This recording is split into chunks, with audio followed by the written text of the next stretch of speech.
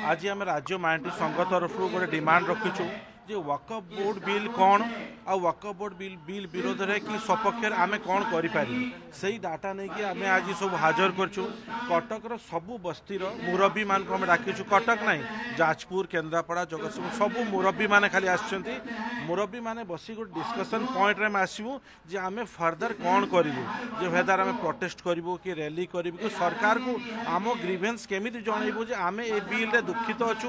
तेणुक यहाँ आम ग्रीवेन्सटा जनइबा आज को सजेशन लोक को डाकिचु। सब मुरब्बी मिसिकी गोटे सजेशन देवे कौन कले ठीक हम से अनुसार फर्दर आम आम प्रोसेस कि आम प्रोसेस आगे को बढ़ू।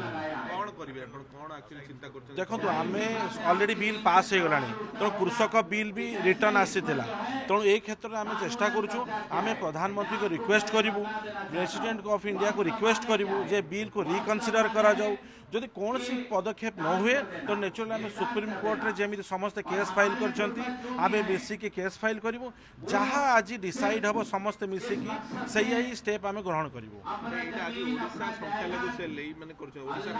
यहाँ राज्य माइनॉरिटी संघ तरफ आम करूँ समस्त को लेकिन जिते आम मुस्लिम नॉन मुस्लिम ख्रिस्टियान भाई अच्छा समस्त को लेकिन एकठा कर संघ करी आम गवर्नमेंट को रिप्रेजेंटेशन आम दुख कि आम प्रॉब्लम रिप्रेजेंट करूँ।